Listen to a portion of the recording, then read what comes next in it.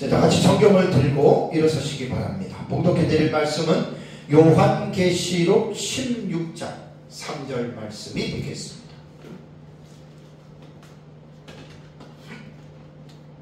요한계시록 16장 3절 말씀을 제가 봉독해 드리겠습니다.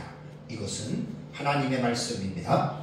둘째 천사가 그 대접을 바다에 쏟음에 바다가 곧 죽은 자의 피같이 되니 바다 가운데의 모든 생물이 죽더라.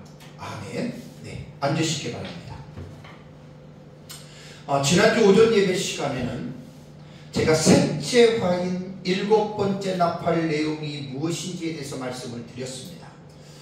지금 종말론 제가 그 용어 해설에 대한 설교를 하고 있는데 이번 시간이 38번째 시간입니다. 그러니까 종말론에서 그 용어에 대해서 제가 지금 38가지의 그 용어에 대한 이러한 설교를 지금 하고 있습니다.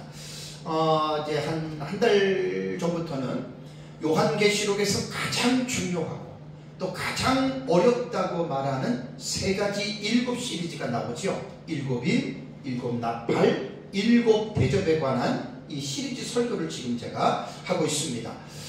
세 가지 7 시리즈 중에 7인과 7 나팔과 7 대접 가운데에 가장 폭이 넓은 그 계시가 7 나팔이라고 그랬죠. 자, 그동안에 제가 설교했던 내용을 좀 정리해서 여러분들에게 말씀을 드리면요.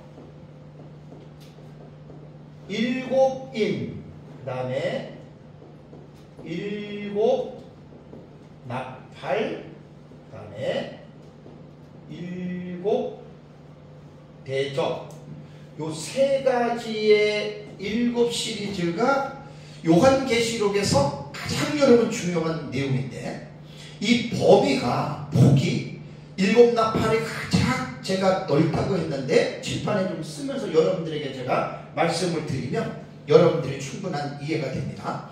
자, 7인은요 어떻게 진행이 되냐면 계시록 6장 1절에서 17절에 보면은 여기에서 첫째 인에서 6번째 인이 요한계시록에 나오죠. 그죠? 그 다음에 나오는 내용이 7장의 내용이 삽입이 된다는 이야기예요. 계시록 7장은 14만 4천이 인침을 받는 것과 흰옷 입은 큰 무리가 나오고요. 그 다음에 나오는 내용이 8장 1절과 2절에 7째 인이 요한계시록에 기록이 되어 있습니다. 우리 성경을 공부할 때 무조건 요한계시록을 읽으면 이해하기가 힘듭니다. 그래서 성경에 기록된 내용의 구조를 먼저 우리가 이해를 해야 되고요. 다음에 7 나팔은요. 7 나팔은 뭐라고 얘기를 했죠? 7 나팔의 내용은 7 대접입니다.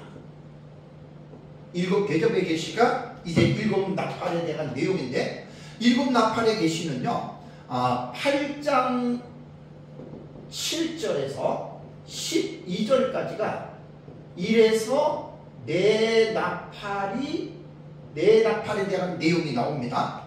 그리고 나서 이제 여기 이제 파란색은 삽입된 계시란 말이에요.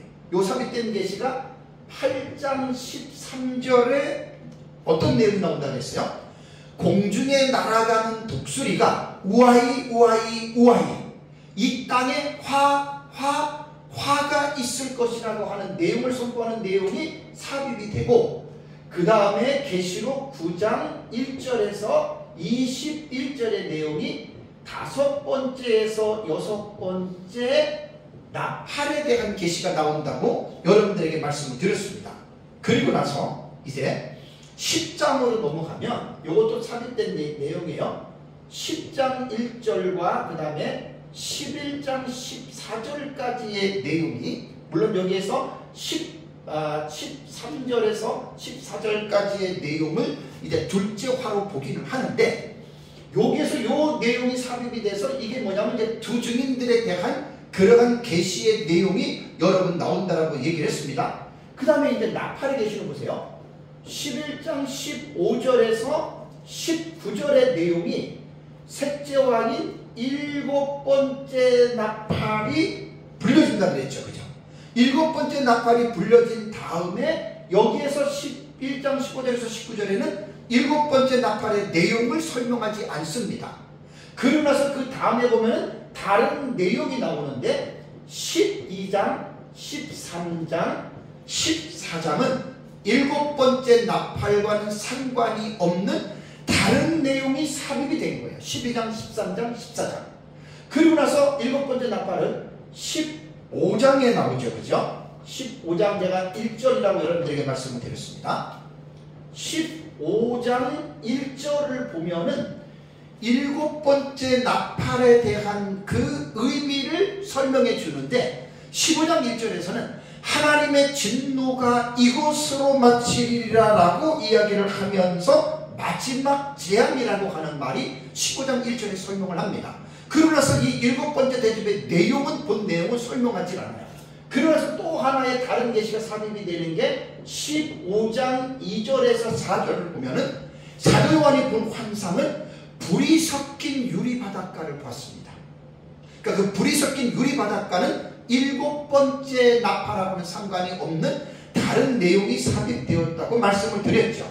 그리고 나서 이제 7번째 나팔은 어디에서 나오냐면은 15장 5절부터 8절의 문맥에 7번째 나팔이 여러분 비로소 나오는 거예요. 자, 그 다음에 7대접은요 어떻게 되냐면 16장 1절에서 21절에 첫째에서 7번째 대접이 16장에 대접 재앙이 쭉 나옵니다. 자, 여러분 한번 보십시오. 제가 세 가지 7 시리즈, 7인, 7나팔, 7대접 시리즈에서 폭이 가장 넓은 게 어떤 거예요? 여러분 딱 보시면 나팔 계시죠? 나팔 계시는 8장 7절의 첫째 나팔이지만 원래 이 나팔 계시도요 8장 1절에 8장 1절과 2절에 7인이에요. 7번째 인이에요. 7번째 인의 계시가 7나팔로 전개가 되는 거라고 말을 했잖아요. 그러면서 이제 8장 7절에 첫째 나팔이 불리면서 15장 5절 8절에까지가 얼마나 여러분 이 범위가 넓습니까? 스컵이 이만큼 넓다는 말입니다. 자, 그래서 요한계시록을 공부할 때는 먼저 이것을 먼저 구조를 먼저 이해하셔야 돼요. 그러니까 7인과 7, 그러니까 가장 좁은 게 7대접이에요. 16장 1절에서 21절까지 첫째 대접에서 7번째 대접이 그냥 쭉 중간에 삽입된 내용이 없잖아요. 7인은 6번째 인과 7째 인의 사이에 7장의 두 가지 사건이 삽입이 되고 7나팔은 이렇게 많이 삽입이 하나 둘 셋 네 군데가 삽입이 되는, 그래서 7나팔이 가장 여러분 폭이 넓다라고 제가 여러분들에게 말씀을 드렸습니다. 자, 그리고 나서 이제 지난주에 설교를 제가 다시 요약해서 말씀을 드립니다. 자, 셋째 화인 7번째 나팔. 그러니까 7번째 나팔은 7대접이라고 그랬죠. 그죠? 7대접의 특징이 뭐냐면 7대접의 계시는 모두가 다 재앙의 성격을 가지고 있다 그랬습니다. 왜냐하면 인의 계시에서 첫째 인과 5번째 인은 재앙에 대한 성격이 아닙니다. 그 다음에 나팔에 대한 계시에도요, 나팔에 대한 계시에도 5번째 나팔이 첫째 화인데 첫째 화인 5번째 나팔은 성도들에게 주어지는 믿음의 시련이기 때문에 나팔 시리즈 전체가 재앙의 계시가 아닙니다.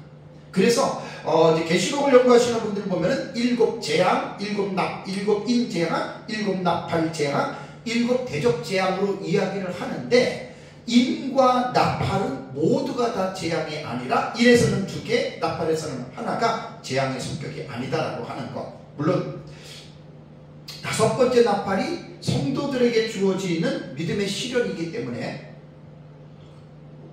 그 믿음의 시련을 성도들에게 주어지는 재앙으로 우리가 받을 수는 있지만 그 불신자들에게 주어지는 재앙은 아니다라고 하는 그런 부분에서 제가 말씀을 드리는 겁니다.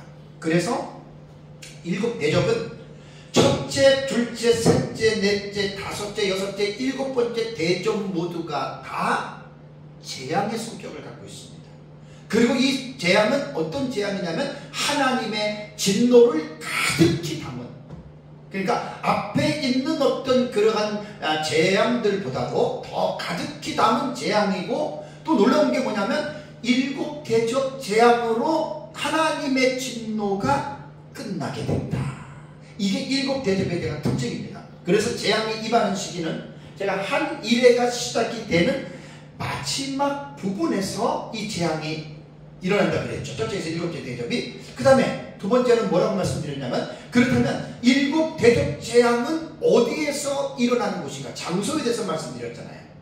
여러분, 인재앙 같은 경우는요, 5번째 재앙은 순교자들이 천상의 제단 아래에서 그 순교자들이 하나님을 향해서 탄원합니다. 그럼 장소가 어디냐면 하늘이 되는 거예요. 그리고 이제 나팔 같은 경우는, 나팔 재앙 같은 경우는 다 땅에서 일어나고, 그 다음에 대접 재앙도 전부 다 어디에서 일어나냐면 그것이 바로 땅에서 다 일어나는 것입니다. 그래서 7번째 재앙은 한 일회가 맞춰지는, 거의 끝나가는 후반부의 시점에서 이 한 일회가 이루어지기 때문에, 이때는 사실은 이 땅에서 거의 우리 요한계시록을 보면은 이 생명책의 이름이 기록되지 않는 모든 사람들은 전부 다 짐승을 경배한다라고 이야기를 했죠. 그러니까 사실 이제 한 일회가 맞춰지는 이 시점에서는 정말로 무서운, 정말 놀라운 어떤 그러한 상황들이 여러분 이 세상에 나타난다라고 하는 그러한 사실입니다. 그래서 지난주에 제가 첫 번째 대접의 내용이 뭐라 그랬죠? 첫째 천사가 대접을 땅에 쏟음에, 그 결과가 짐승의 표를 받은 사람들과 그 우상에게 절하는 자들에게 악하고 독한 종기가 전 세계적으로 있는 이 사람들에게 이것이 일어난다라고 말씀을 했습니다. 자, 그렇다면 왜 첫 번째 대접 재앙에 이러한 재앙이 여러분 일어날까? 그 일어나는 이유는 바로 짐승의 표를 받았고, 그 다음에 그 짐승을 하나님으로 경배했기 때문에, 그것이 우상 숭배였기 때문에 하나님이 이 땅에 그 우상 숭배한 모든 사람들을 하나님께서 심판했다라고 하는 말입니다. 우리는 요한계시록에서 짐승, 그러면 이 짐승에 대한 존재를 여러분 분명하게 알아야 됩니다. 그래서 제가 지난주 여러분들에게 설명을 드리면서 이 성경을 보면은 짐승이 어떠한 존재이냐에 대해서 성경에는 쭉 얘기를 했는데, 우선 요한계시록에서는 짐승, 데리온입니다. 비슷해요. 이 짐승을 이야기를 했는데, 여기서 요한계시록에서 말하는 짐승은 동물을 말하는 동물의 짐승을 말하는 것이 아닙니다. 짐승 같은 어떤 인간, 그 사람을 이야기를 하는데, 여기서 이 사람은 이제 다니엘서에는 뭐라고 이야기를 했냐면, 다니엘서 7장을 보면은 작은 뿔이 나오죠. 작은 뿔이 바로 짐승과 같은 존재고, 그 다음에 요한 1서에서 사도 요한은 이 짐승을 뭐라고 이야기를 했냐면 안티크리스토스, 곧 적그리스도라는 말입니다. 그리고 사도 바울은 데살로니가 후서 2장 3절과 4절에 이 짐승을 뭐라고 표현했냐면 불법의 사람이요 그리고 멸망의 아들로 이렇게 표현을 했습니다. 구약 성경과 신약 성경 안에 마지막 때 나타나는 이 짐승, 이 적그리스도거든요. 되게 중요한 인물입니다. 그래서 제 책에는 이 적그리스도에 대해서 구약 성경과 신약 성경에 약 17군데의 이 자에 대해서 언급을 하고 있다라고 하는 이 부분을 제가 제 책에다가 정리해서 여러분들에게 놨습니다. 자, 그렇다면 이제 오늘은 이제 둘째 대접에 대한 지금 조금 전에 읽어드린 내용을 가지고 제가 여러분들에게 설교를 하는데, 둘째 대접이 쏟아졌는데, 오늘 이제 우리가 이 본문을 통해서 먼저 이것이 무슨 내용이냐를 우리가 말하기 전에 뭘 먼저 우리가 이해를 해야 되냐면, 요한계시록에 기록된 내용을 문자로 봐야 되느냐 아니면 상징으로 봐야 되느냐라고 하는, 이것이 요한계시록을 읽을 때 분명하게 하나를 여러분 정해야 됩니다. 어떠한 텍스트 안에서, 문장 안에서, 자, 예를 들자면 계시록 11장 3절에 누가 나오죠? 두 증인이 나옵니다. 자, 그렇다면 두 증인, 디오마르티스인데 곧 두 사람이라는 말입니다. 그럼 계시록 11장에 나오는 이 두 증인이 문자적으로 볼 때는 두 사람으로 이렇게 해석을 하고요. 그러나 이 두 사람을 상징적으로 본다면 이제 전체적으로 많은 사람들이 보는 해석이 뭐냐면 말씀을 전하는 사역자들의 무리로 봅니다. 그러니까 두 사람이 아니에요. 그 다음에 또 하나, 다니엘서 그 9장 24절과 27절을 보면 한 이레가 나오죠. 한 이레가 나오는데 그 한 이레를 문자적으로 해석하면 7년이 되고, 그 한 이레를 상징으로 보면 신약시대의 전 기간으로 여러분들이 이렇게 봅니다. 그리고 요한계시록에 1260일이 나오죠. 1260일을 문자적으로 보면은 달로는 42달이고 햇수로는 3년 6개월이 되는데, 이 1260일을 상징적으로 해석하면은, 이 해석하는 사람들 보면 예수님 부활 이후에 재림의 시기까지로 봐요. 그 다음에 요한계시록 2장과 3장에 에서버두 사빌라 7개 교회가 나오죠. 문자적으로 보면은 7개의 교회지만 상징적으로 보면은 지상의 모든 교회를 예표하는 쪽으로 여러분 7교회를 여러분 봅니다. 자, 이렇듯 요한계시록의 이 본문 안에서는요, 이 기록된 내용을 문자적으로 해석하느냐 아니면 상징으로 해석하느냐에 따라서 그 결과가 어떤 줄 아세요? 하늘과 땅 차이만큼이나 여러분 큽니다. 그래서 문자적 해석과 상징의 해석은 차이가 너무 커서 도저히 대화를 할 수 없는 그러한 각자의 고유한 해석법이라고 하는 사실입니다. 자, 여러분들은 어떻게 생각합니까? 과연 어떤 해석이 옳다고 봅니까? 제가 오늘은 이 부분을 좀 자세하게 여러분들에게 말씀을 좀 드리는 이유는, 요한계시록을 이러한 기본적인 지식이 없이 무조건 요한계시록을 읽으면 어려워서 도무지 여러분 무슨 내용인지 알 수가 없습니다. 그래서 제가 서론적으로 좀 이러한 기본적인 좀 부분을 말씀을 드립니다. 자, 제가 이제 요한계시록 독법에서 여러분들에게 설교할 때 자세하게 말씀을 드린 대로 2000년 교회 역사를 통해서 교회들이 요한계시록을 어떻게 읽었느냐에 대해서 제가 정리를 한 것 가운데에 세대주의 해석법을 먼저 소개해 드리겠습니다. 세대주의는 19세기에 영국의 존 넬슨 다비에 의하여 체계화된 종말론 해석의 그룹인데요. 이 세대주의는 구약 성경과 신약 성경을 볼 때 종말론에 관한 텍스트를요 거의 다 문자주의로 해석을 합니다.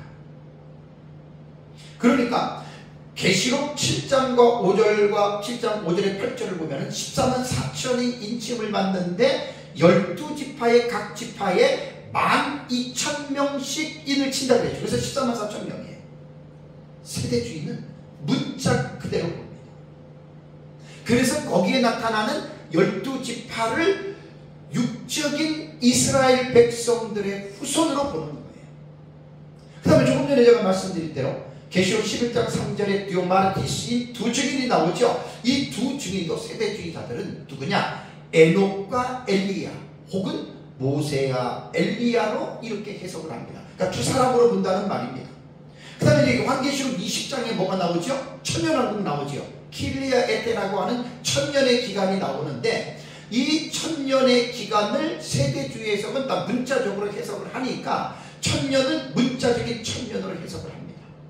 자, 그 외에도 세대주의는 거의 모든 본문을 문자적으로 해석을 합니다. 문자적으로. 자, 이와는 반대로 제에게 이제 오해를 하지 말아야 될 것이, 문자적인 해석이 다 틀리느냐? 그건 아니에요. 제가 뒤에 이제 제가 보는 해석을 말씀드립니다. 자, 다음에 이제 두 번째는 뭐냐면 상징적인 해석에 치우친 이 신학적인 그룹이 있어요. 이 그룹이 무천년의 해석법입니다. 자, 보세요. 세대주의는 세대주의 전천년은 성경에 기록된 내용을 모두가 다 문자적인 해석으로 치우치는 반면에 무천년의 해석법은 문자적인 해석을 무시합니다. 그 다음에 상징적인 해석법을 따릅니다.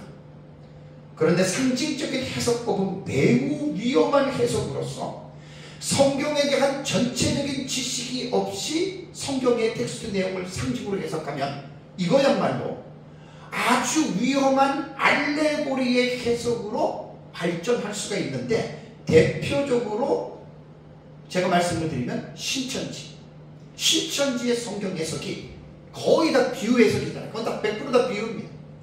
창세기부터 계시록까지를 전부 다 비유, 곧 상징으로 해석을 하다 보니까 그런 회개망측한 해석이 나온다는 이야기예요. 그래서 무천년은 이 요한계시록에 기록된 내용을 다 상징으로 본다는 말입니다. 그래서 계시록 11장 3절을 제 두 증인 나오잖아요. 두 증인을 율법과 선지서 이렇게 해석을 하는 사람도 있고, 혹은 두 증인은 구약 성경과 신약 성경이다 이렇게 또 해석하는 사람도 있어요. 그리고 교회사 시대의 모든 종 혹은 인류 종말의 마지막 사명자 등 이렇게 상징으로 이것을 해석을 합니다. 그 다음에 요한계시록 20장에 나오는 천년왕국이 있죠.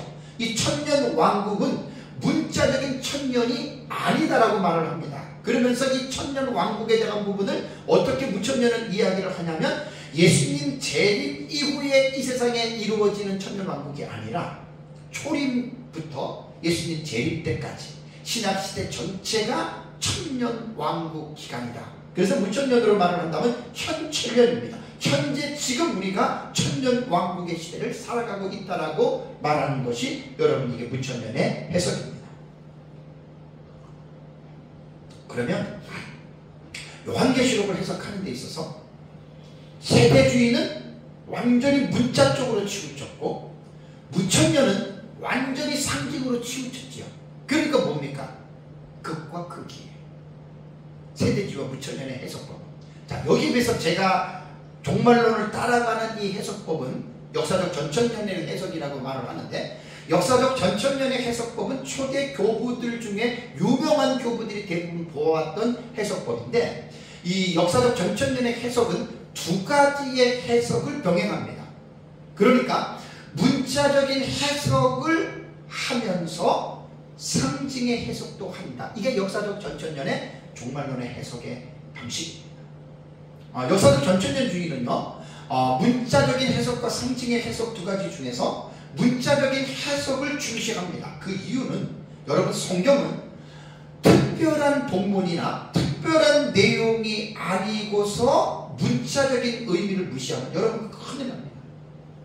그래서 종교개혁자였던 존 칼빈은 제자들에게 성경 해석에서 무엇을 강조했냐면, 문자적인 해석을 하라고 그렇게 칼빈이 제자들에게 성경 해석을 강조했던 거예요. 상징의 해석을 할 때에는 타이폴로지라고 하는 모형론이 있습니다. 모형론, 그림자적인 그런 내용이에요. 그러니까 이 모형론도 모든 성경을 모형론으로 해석하면 완전히 그 알레고리 칼로 빠져서 그 이단과 사이비들이 하는 해석이 되니까, 모형론도 기독론에 있어서 예수 그리스도에 대한 이 부분에 있어서만은 너희들이 타이폴로지, 모형론으로 해석하되 지나친 해석은 하지 말아라고 칼빈이 그렇게 강조를 했어요. 저는 칼빈이 왜 요한계시록을 안 썼는지 저는 개인적으로는 저는 딱 감이 와요. 왜냐하면 칼빈은 그렇게 제자들에게 상징의 해석을 경계하고 문자적인 해석을 강조했기 때문에, 사도 요한이 만약에 요한계시록을 썼다면 우리 역사적 전천년과 같이 문자적 해석과 상징의 해석을 병행했을 겁니다. 그러나 칼빈은 요한계시록을 쓰지를 않았습니다. 그래서 우리 역사적 전천년은 어떻게 해석을 하냐면, 문자적인 해석을 우리는 중요시하고, 그리고 나서 또 상징에 대한 해석은 상징의 해석을 한다. 자, 그렇다면 여러분 궁금한 게 뭐죠? 어떤 본문을 문자적으로 해석하고 어떤 본문을 상징으로 해석해야 되느냐? 이것은 매우 중요하고 또 신중한 부분이기 때문에 본문을 통해서 잘 살펴서 여러분 결정을 해야 됩니다. 그래서 지금 2000년의 교회 역사를 통해서 문자적 해석을 고집하는 세대주의와 상징의 해석을 고집하는 무천년과 문자적 해석과 상징의 나중에 해석을 병행하는 역사적 전천년주의 이 세 부류가 지금도 나름대로 자기들의 정체성과 그 주장을 가지고 여러분 지금도 해석을 하고 있다라고 하는 사실입니다. 그래서 이 역사적 전천년이라고 해서 모두가 다 일치하는 것도 아니고, 무천년이라고 해서 세대주의라고 해서 모두가 다 일치하는 게 절대로 아닙니다. 왜냐하면 어떤 틀은, 신학적인 입장과 틀은 같지만 성경을 해석하는 각 론을 들어가면 거의 다가 일치하지 않습니다. 그래서 제가 요한계시록을 연구를 하면서 같은 어떤 그 입장을 따라가는 전천년, 무천년, 세대주의, 무천년 같은 어떤 방향을 추구하는 그러한 신학적 입장을 가지고 있다 하더라도 서로가 통일이 되지 않았기 때문에, 또 그리고 또 입장의 차이가 너무나 간극이 크기 때문에 대화가 불가능하다 그랬잖아요. 그렇다고 해서 내 해석만 옳고 나와 다른 당신의 해석은 틀리다라고 주장하는 일은 빗자가면 안 됩니다. 왜냐하면 주님의 몸된 교회가 서로 싸우는 거예요. 장로교, 감리교, 성결교, 순복음, 그 다음에 구세군, 그 지상의 교회의 교파들이 다양한데 우리만 장로교만 옳고 우리와 다른 너희는 틀리다라고 싸움박질을 한다면 여러분 주님이 어떻게 생각하시겠습니까? 하나님은 어떻게 생각하시겠습니까? 사람이기 때문에 서로가 보는 입장의 차이가 있을 수 있습니다. 4월 10일 날 우리나라가 제22대 국회의원 선거를 합니다. 야당과 여당이 갈라졌습니다. 여러분 지금 뉴스를 여러분 보십시오. 전부 다 자기들만 옳다고 그러고 전부 다 상대방을 심판해야 된다고 그러고, 국민의힘과 민주당은요 제가 생각하기로는 절대로 합당이 안 됩니다. 공산주의와 민주주의가 합할 수 있습니까? 안 됩니다. 그게 인간의 한계입니다.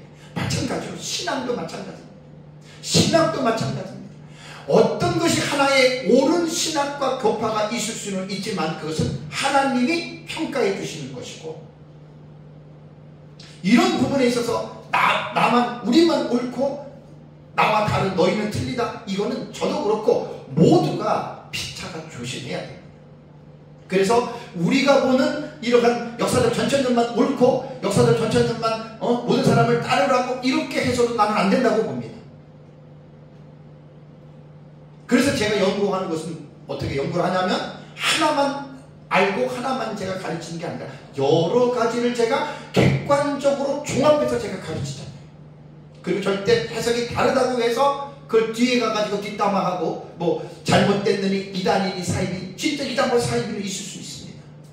그러나 요한계시록을 보는 입장과 관점에 따라서 다른 것에 대해서 나와 다르다고 상대방을 무시하고 상대방을 배척한다면 하나님이 나는 그 사람 싫어한다고 봅니다. 전천년이든 무천년이든 세대주의든 부천년이든 똑같다고 봅니다.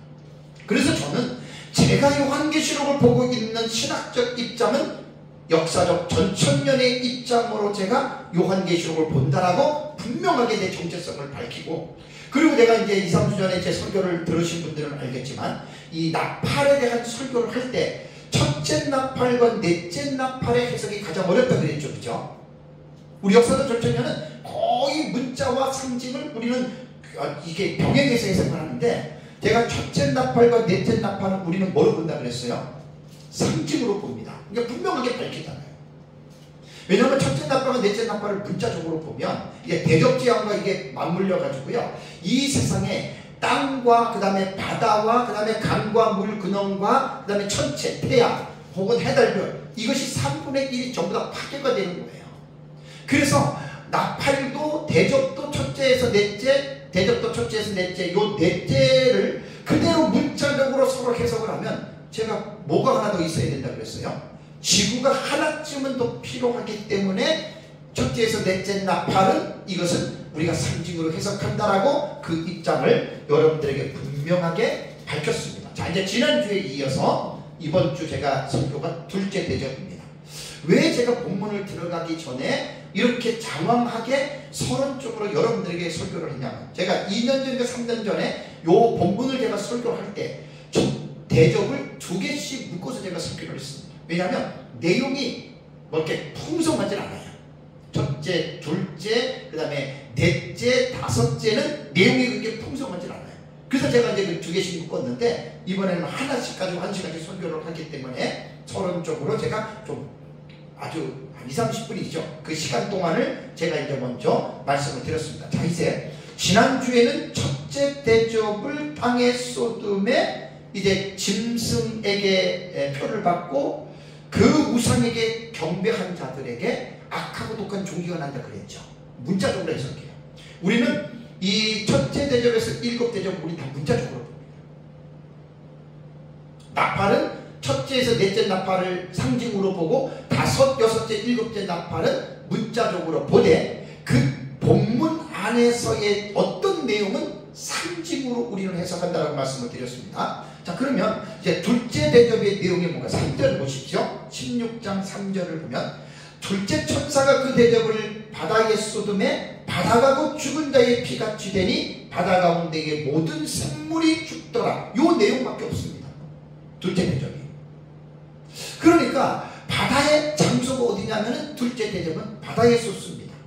바다에 대접을 쏟으니까 나타나는 결과는 뭐냐? 바다가 죽은 자의 피같이 되고 그 바다 가운데 있는 모든 생물이 죽더라. 이게 둘째 대접입니다. 둘째 대접이 재앙이 임하는 시기는 첫째 대접이 쏟아지고 그렇게 오래된 기간은 아니라고 봅니다. 첫째 대접이 쏟아지고 이제 곧 이어서 곧바로 몇 시간 차인지 하루나 이틀 차인지 그거는 모르겠어요. 근데 곧 이제 아주 가까운 시간 안에 쏟아지는 것으로 보는데 간격이 오래되지 않는데 이게 한일의 마지막 된 그런 부분이라고 말씀을 드렸으니까 이어서 생각하면 됩니다. 다음에 재앙이 임하는 장소는 바다입니다. 바다. 자, 이것도요.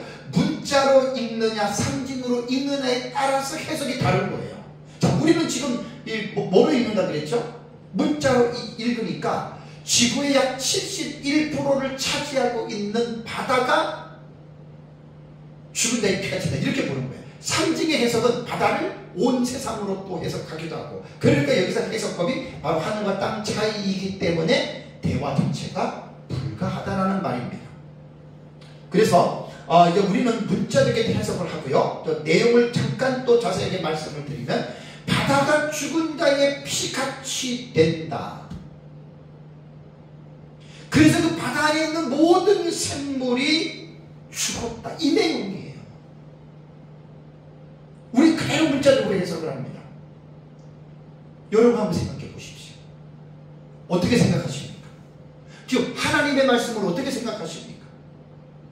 둘째 대접을 쏟았는데 바다가 죽은 자의 피같이 돼서 바다 안에 있는 모든 생물이 죽었다. 여러분 어떻게 생각하십니까? 그래서 제가 지난주에 여러분들의 말씀한 것을 꼭 기억하고 명심해야 됩니다. 성경은 이 인간의 이성으로 이해를 하라고 하나님이 주신 책이 아닙니다. 성경은 왜 하나님이 우리에게 주셨죠? 성경은 오류가 없는 하나님의 말씀이기 때문에 이 성경을 어떻게 해요? 인간의 이성으로 이해하지 말고 어떻게 해요? 믿으라고 준 거예요. 믿으라.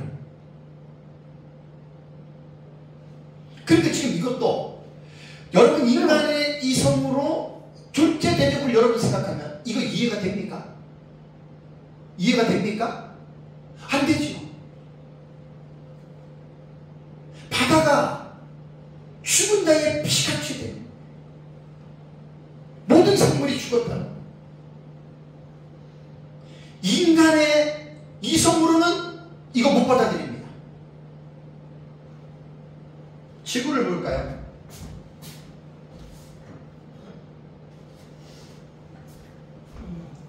우리가 살아가고 있는 여러분 지구가 71%가 바다입니다.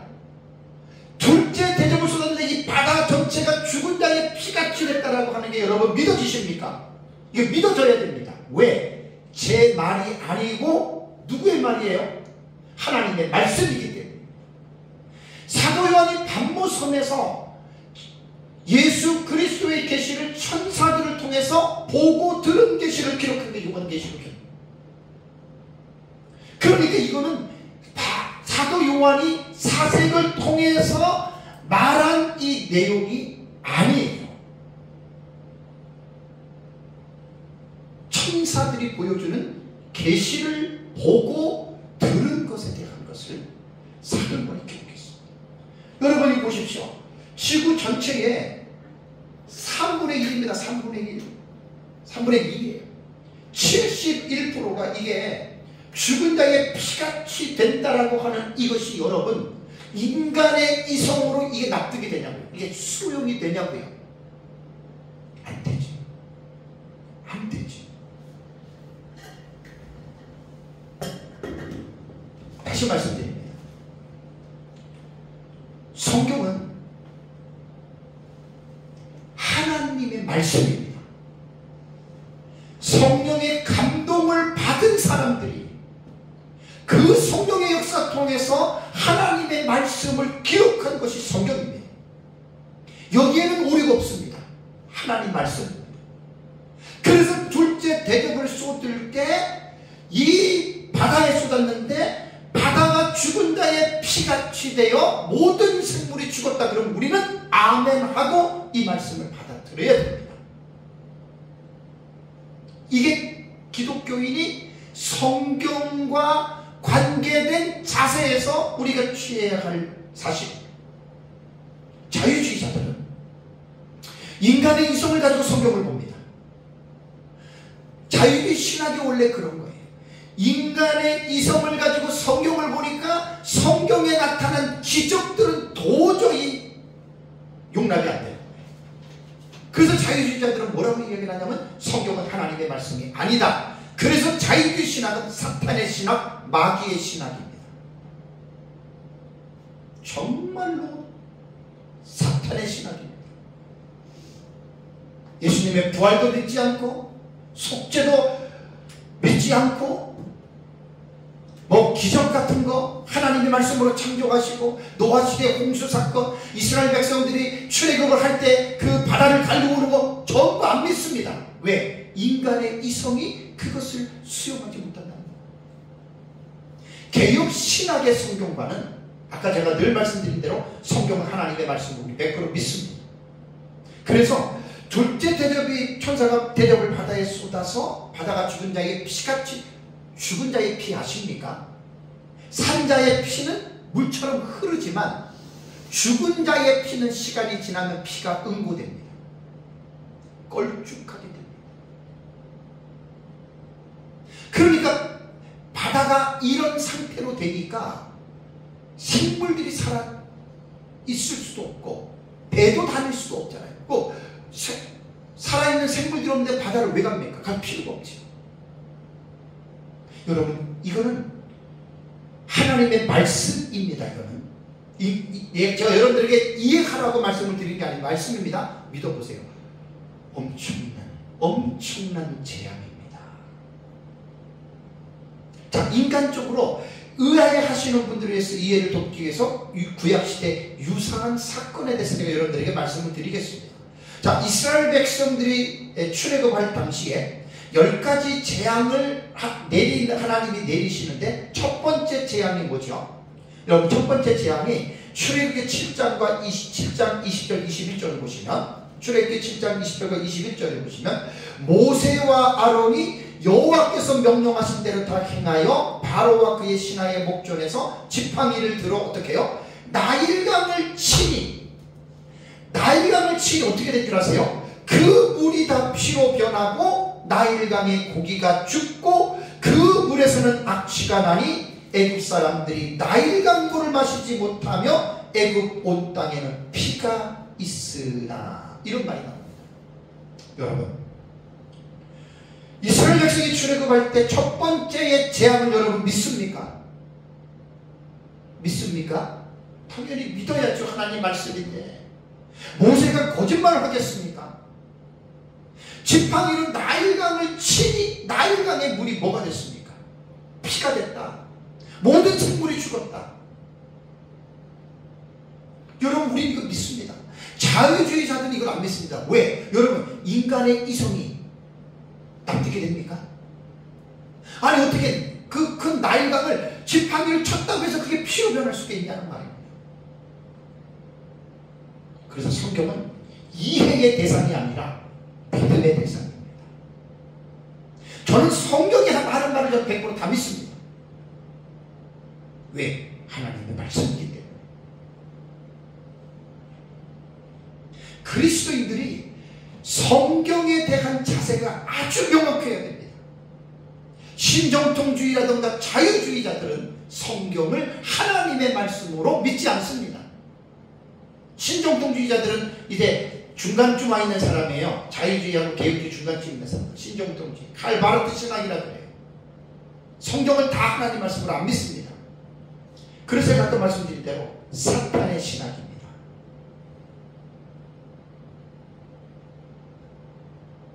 구약시대의 이스라엘 백성들이 출애굽을 당시에 나일강이 실제로 피로 변하여 물을 마시지 못해서 물고기들이 폐사했던 것과 같이 인류 마지막 때에 둘째 대접 재앙으로 바다가 죽은 자의 피같이 되어져 버린다라고 하는 거 저는 그대로 믿는데, 첫 번째 출애굽할 때 첫 번째 재앙과 둘째 대접의 재앙이 다른 게 뭐죠? 장소가 다르죠. 강과 바다. 그런데 출애굽할 때의 첫 번째 재앙은 국지적이에요. 애굽이라고 하는 나라의 나일강만 그렇게 됐지만, 둘째 대접은 지구 전체의 바다입니다. 끔찍하지 않아요? 왜? 이것이 하나님의 진노란 말이에요. 이 세상 사람들이 하나님을 믿지 않고 적그리스도인 사람을 하나님으로 믿고 하나님의 교회를 핍박하고 하나님을 믿는 성도들을 잡아 죽이고 교회를 핍박하고 박해했던 그들의 죄에 대한 대가입니다. 그래서 일곱 대접 재앙의 특징은 하나님의 진노를 가득히 담은 재앙이고, 이 재앙이 하나님의 마지막 재앙으로 하나님이 인류를 심판하는데, 일곱 번째 대접이 이 지구를 세 갈래로 가르면서 하나님께서 이 지구를 불로 심판하시고, 정신 차리고 예수 믿고 살아야 됩니다. 제 말이 아니라 성경이 그걸 말하고 있는 거예요. 여섯 번째 대접을 쏟을 때 예수님 재림합니다. 예수님 재림하면 이 세상이 불심판하기 전에 믿는 자들은 우리를 천사들을 통해서 공중으로 우리를 끌어올립니다. 그러나 이 세상은 일곱 번째 대접으로 하나님이 불로써 지구를 완전히 태워버리십니다. 여러분, 이 같은 일이 실제로 일어난다고 한번 가정해 보십시오. 바다와 연관된 사람들이 입게 되는 피해와 바다의 생물로 얼마나 전 세계 사람들이 바다에서 고기를 잡아서 우리가 식량을 삼아서 음식을 먹고 살아갑니까?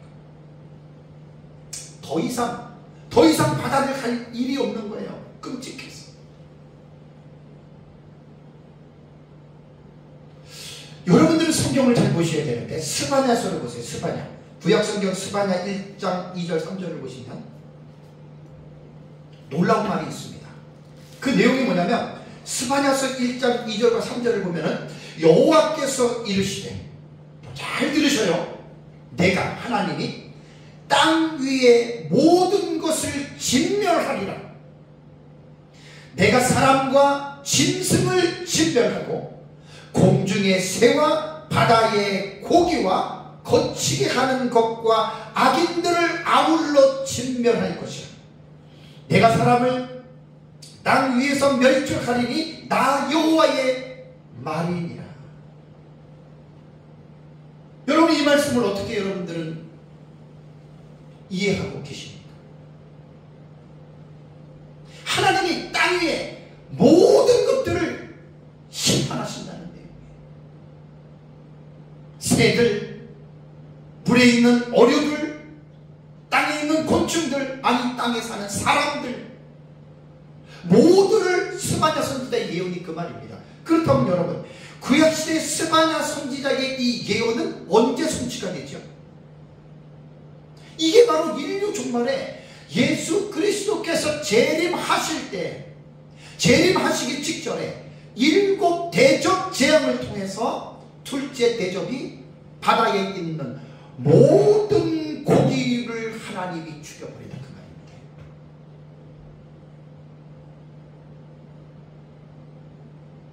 이게 하나님의 예언이에요. 그래서 7 대접을 하나님의 진노를 같이 기다면 마지막 재앙이기 때문에 대접을 제가 하나하나 지금 설교해 나가는 거예요. 이게 갑자기 그냥 뜬금없이 사도 요한이 보았던 그 환상의 계시로만 지금 말을 하는 것이 아니라 구약 성경과 다 연관이 되어져 있는데요. 7번째 대접으로 지구가 세 갈래로 갈라져서 하나님이 이 세상을 불로 심판하시는 내용이 이사야서도 나오고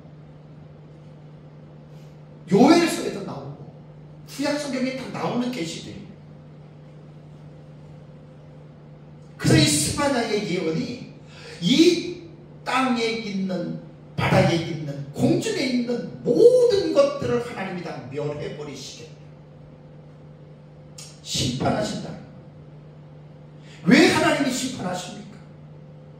오후 예배 설교를 들어보시면 오후 예배는 이제 그 셋째 대접이 강과 물 근원에 쏟아서 피가 됩니다. 그러면서 이제 천사가 말을 합니다. 우리 하나님이 하시는 행위는 의로우시다, 자업자득입니다. 오후 예배 또 설교를 연결해서 여러분 들어보십시오. 인간들이 죄악으로 인해서, 인간의 죄를 대신해서 바다의 생물을 하나님이 심판하십니다. 어떻게 보면 바다에 있는 생명체들, 물고기들이 뭘 잘못했어요? 물고기들이 뭔 죄를 졌냐고요? 인간의 죄 때문에 바다에 있는 모든 생물들이 죽지 않습니까? 여러분 기억 안 나십니까? 아담과 하와가 에덴 동산에서 하나님의 말씀을 불순종하고 범죄했을 때 하나님께서 인간에게 내리시는 그 죄악된 벌, 페널티를 보면은 땅이 너로 말미암아 저주를 받는다고 이야기를 했죠. 아담과 하와가 하나님 앞에 죄를 졌는데 왜 땅이 저주를 받습니까? 땅이 무슨 죄를 졌나요? 비인격체인 땅이 하와에게 선악과를 따먹으라고 꼬드겼나요? 아니잖아요. 우리는 세상을 살면서 죄라고 하는 것을 여러분 심각하게 받아들이셔야 됩니다. 죄 하나 짓는 것을 우습게 생각하고 죄를 물 먹듯 마시면 심판받습니다. 죄를 두려워하셔야 돼요. 결국 이 세상이 하나님에 의해서 심판을 받는 것은 죄 때문입니다. 감사한 것은 우리는 부족하고 연약해요, 우리들이. 그렇지만 우리가 심판을 받지 않는 그 유일한 비결이 뭔지 아십니까? 예수님 때문입니다. 예수님께서 우리들의 죄와 허물 모든 불의를 다 짊어지시고 그분이 십자가에서 죽으셨기 때문에 내가 의로워서 우리가 심판을 모면하는 것이 아니라 우리의 죄와 우리의 불의를 모든 것을 예수 그리스도께서 가져가시고 그분이 십자가에서 죽으심으로 말미암아 우리는 예수 그리스도 때문에 우리는 하나님의 이 저주의 심판을 여러분 우리는 벗어날 수 있다라고 하는 사실. 우리는 한 달에 한 번씩 성찬식을 합니다. 오늘도 설교 마치고 성찬식을 첫째 주일에 하는데 이 성찬식은 떡과 잔은 보이는 하나님의 말씀. 떡은 예수님의 살이고 잔은 예수님의 피. 그래서 떡과 잔을 마시면서 우리는 예수 그리스도께서 나 같은 죄인을 구원하시기 위해서 그분이 십자가에서 죽으신 사건을 우리는 기념하는, 성령님이 임재하셔서 떡과 잔을 먹고 마실 때 성령님이 우리와 함께 하셨어요. 2000년 전에 예수 그리스도께서 갈보리 산에서 우리의 죄를 대신해서 그분이 죽으셨던 그것을 다시 기억나게 하셨습니다. 성찬식을 통해서 하나님은 우리에게 또 은혜를 베푸실 것입니다. 그렇다면 재앙을 받는 대상은 누구일까요? 요한계시록을 여러분들이 보시면서 무엇을 먼저 이해하고 있어야 되냐면 신학적인 이 전체를 먼저 이해를 하고 있어야 돼요. 하늘의 시절이 다가오면 예수님 재림 직전이에요. 그럼 세상이 어떻게 변하느냐. 그래서 이제 요한계시록 6장과 19장에 이 부분들을 분명하게 여러분 언급하고 있다라고 하는 사실. 여기에는 한 일해가 7년으로 보고요. 그 일해의 절반이라고 하는 말이 다니엘서 9장 27절에 나옵니다. 그 일해의 절반에 해치입니다. 해치. 딱 중앙 미들이에요. 그리고 전반부 후반부가 되는데 후반부에 해당되는 7년의 반이니까 3년 6개월 3년 반 혹은 42달 혹은 1260일 후반부가 완전한 대환란입니다.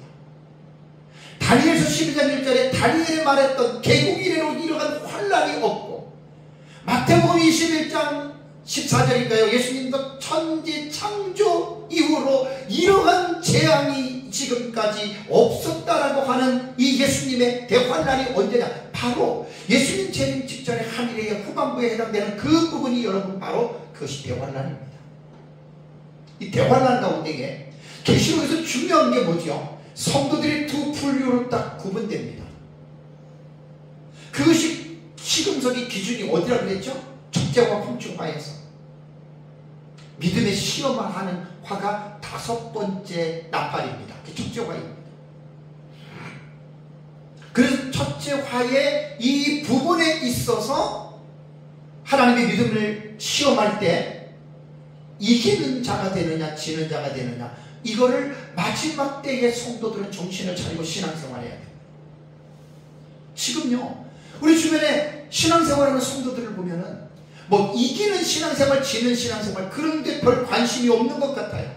그냥 교회 나가고 뭐 주일날 그냥 교회 가서 뭐 헌금 드리고 뭐 나 교회 갔다 왔어 뭐 이 정도만 이렇게 생각하는 사람들이 너무나 많은 것 같아요. 여러분 신앙생활은 성경을 보십시오. 성경은 뭐라고 강조를 하냐면 그리스도인들은 신앙생활을 지는 자가 되면 안 됩니다. 이기는 자가 되라고 강조합니다. 예수님도 그렇고 사도들도 그렇고 깨어있으라 정신을 차리라 열심을 품고 주를 섬기라 이렇게 성경은 우리에게 교훈하고 있습니다. 요한계시록 2장과 3장의 7교회에 공의하는 내용이 2가지가 있죠. 귀 있는 자는 성령이 교회들에게 하시는 말씀을 들어라 7개 다 해요. 또 하나 뭐지요? 이기는 자. 여기 이긴다라고 하는 동사를 제가 말씀드렸잖아요. 분사입니다. 현재형입니다. 능동태입니다. 어느 시대든지 간에 그리스도인들은 신앙생활을 이기는 신앙생활을 하라는 거예요. 그걸 설교자들이 그 동사의 의미를 풀어서 성도들에게 강조를 해야 되는 거예요. 예수님이 재림할 때가 얼마 남지 않잖아요. 가까우잖아요. 우리는 어떻게 살아야 되냔 말이에요. 예수님이 인자가 세상에 올 때 이 세상이 어떻게 변한다고 했어요? 노아의 때와 같이 롯의 때와 같이. 그 특징이 뭐예요? 사고 팔고 먹고 마시고 시집가고 장가가고. 예수님 왜 그 말 한 줄 아십니까? 구원받은 사람들조차도 깨어서 신앙생활 하기보다는 이 세상의 물질 문명에 빠진다는 거예요. 그래서 인자가 올 때 믿음을 보겠느냐? 이 말은 믿음을 안 본다는 말이 아니에요. 그렇게 믿음을 가지고 깨어서 이기는 신앙생활을 하는 사람들이 많지 않다. 이 말은 맞는 말입니다. 지금 한국교회 안에 그리스도인들 가운데에 정말 신앙생활을 성령 충만하고 늘 깨어서 정말 하나님 앞에 말씀 보고 예배 드리고 기도에 참석하고 뭐 정말 이 믿음 생활하면서 막 열심히 내가 막 적극적으로 이기는 신앙생활을 해야 되겠다라고 하는 신앙생활을 하는 사람들이 있지요. 없지는 않아요. 그런데 옛날에 비해서는 수가 현저하게 감소되어져 가고 있습니다. 모이는 것을 싫어해요. 코비드 팬데믹 시절 때에 온라인으로 예배를 드리고 온라인으로 교육을 받아가지고 거기에 지금 코가 깨었어요. 심각합니다. 예배는 인격과 인격의 만남이기 때문에 공적으로 하나님 앞에 나와서 대면으로 예배를 드리는 게 예배죠. 코로나 때 나온 용어 아닙니까? 비대면 예배. 정부가 아주 못된 짓을 했어요. 코로나니까 교회 모이지 마. 비대면으로 예배드려. 그 정부가 지시해 준 거예요. 거기에 교회들이 겁을 엄청 먹어가지고 정부에 한 것도 하지 못하고, 물론 국가적인 입장에서 국가의 요구를 수용할 필요는 있기는 합니다. 그러나 너무 전 정부는 지나쳤다는 말입니다. 제 얘기는. 그리스도인들이 예배의 목숨을 걸어야죠. 예배의 목숨을 걸어야지.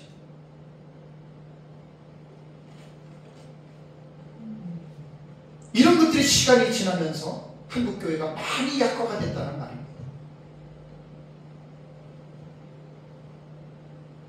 사랑하는 성도 여러분, 요한계시록은 장차 될 일들의 계시를 기록한 예언적인 말씀입니다.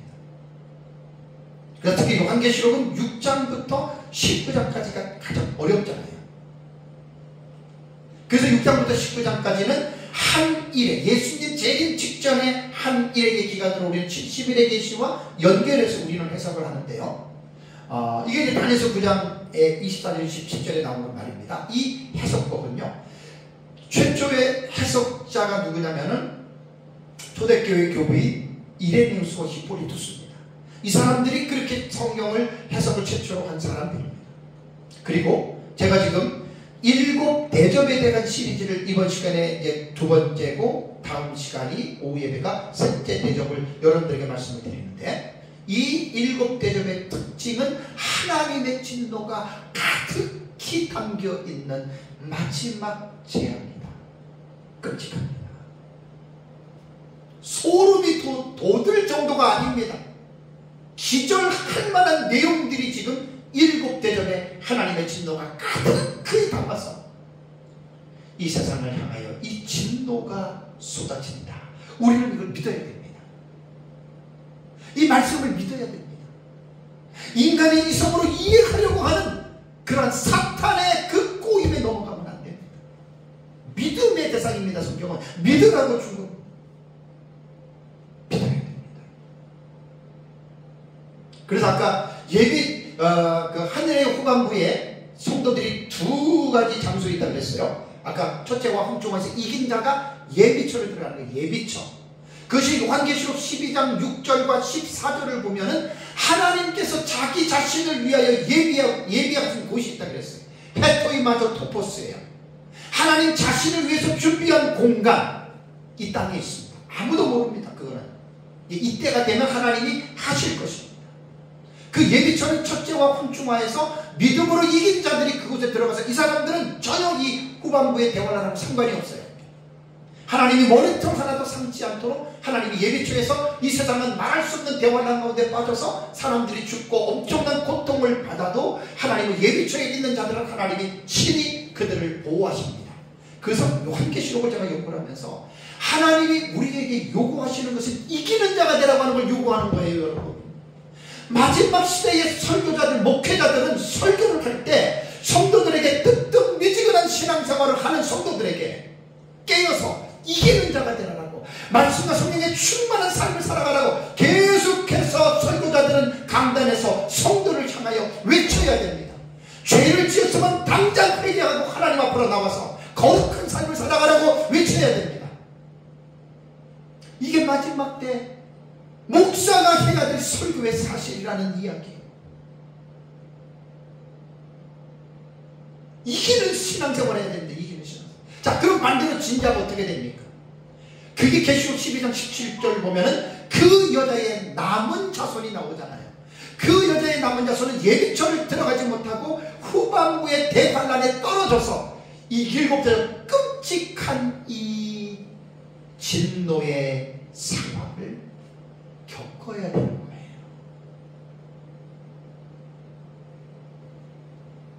끔찍합니다.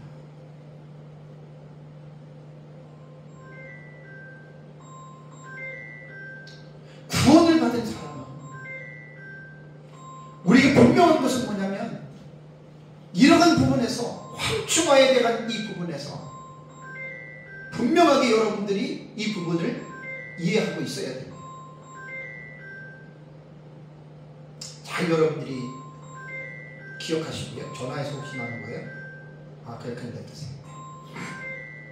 여러분들이 잘 이해를 하시고 정말 제가 이 환계시록을 연구를 하면서 하나님의 본 마음이 뭐냐면 하나님은 이 땅에 사는 사람들이 대환란에 빠지기를 원하지 않습니다. 여러분, 대환란에서 하나님의 예비처 해토에마저 덮었습니다. 하나님이 준비하시는 그 장소에서 하나님께서는 그 성도들이 예비처에서 그 대환란을 이겨내라고 하나님이 그 성도들에게 보여주시고 말씀해 주시는 거예요. 이거를 마지막 시대에 목회자들이 선교자들이 외쳐야 됩니다. 전천년, 무천년, 후천년 세대주의를 떠나서 과거주의, 미래주의, 이상주의, 역사주의 이런 걸 떠나서 설교자들은 성도들에게 이기는 신앙생활을 하십시오. 뜨뜻미지근한 신앙생활을 하지 말고 여러분들 죄와 싸울 때 피 흘리기까지 싸우면서 여러분 죄를 짓지 말고 여러분들 이기십시오. 이걸 목사들이 강단에서 외쳐야 됩니다. 뭐 그저 예수 믿으면 부자되고 잘 먹고 잘 살고 자식 잘 되고 좋은 대학 가가지고 그냥 편안하게 누리면서 산다라고 하는 거는 이건 어떻게 보면 구약시대에 거짓 선지자들이 전했던 아주 저주받은 설교랑 똑같은 설교입니다. 이런 설교하면 안 됩니다. 목사들은.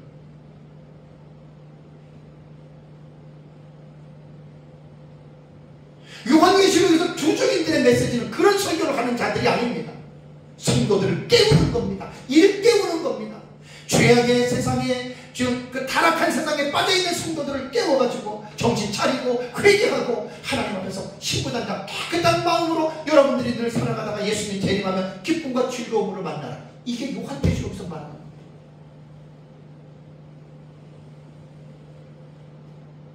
무당과 같이 성도들의 복이나 빌어주고 점쟁이처럼 뭐 예언하니 어쩌저쩌 해가지고 앞일 가르쳐주고 돈이나 뺏어먹는 그 파렴치한 무당 같은 목사들도 많아요.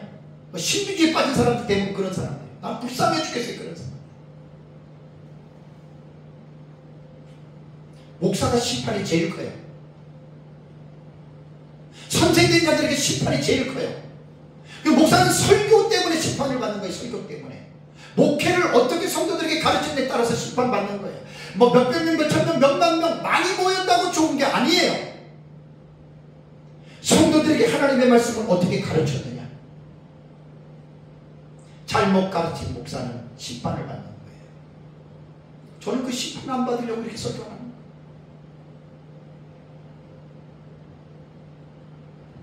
그래서 예수님께서 누가복음 21장 34절을 볼까요? 누가복음 21장 34절 36절 제가 늘 보는 말씀입니다. 너희는 스스로 조심하라. 이 예수님이 하신 말씀이에요. 십자가에 죽으시기 전에 너희는 스스로 조심하라. 그렇지 않으면 왜요? 왜 조심해야 되느냐? 그렇지 않으면 방탕함과 술 취함과 생활의 염려로 마음이 둔하여지고 뜻밖의 그날이 덕과 같이 너희에게 임하리라. 이래서 예수님이 또 스스로 조심하는 이기는 신앙생활을 하라고 말씀한 거예요. 그리고 이날은 온 지구상에 거하는 모든 사람에게 임하리라. 이러므로 너희는 장차 올 이 모든 일을 능히 피하고 인자 앞에 서도록 항상 기도하며 깨어 있으라 하시니라. 예수님이 말한 거예요. 예수님이 먹고 살기 좋다고 편하다고 예수 믿고 복받아가지고 맨날 누리면서 즐기면서 인생을 살라고 성경은 우리에게 말하는 것이 아닙니다. 깨어 있으라. 조심해라. 거룩하게 살아라. 죄를 멀리해라. 죄를 미워해라. 서로 사랑하라. 이것이 성경이 우리에게 교훈하고 있다고 하는 사실을 잘 기억하시고, 성경을 인간의 이성으로 재단하거나 인간의 이성으로 이해하려 하지 마시고 하나님의 말씀을 믿음으로 받아들여서 말씀대로 믿고 말씀대로 순종하는 삶을 살아가시기를 주님의 이름으로 축복합니다. 우리 성찬식을 거행하도록 하겠습니다.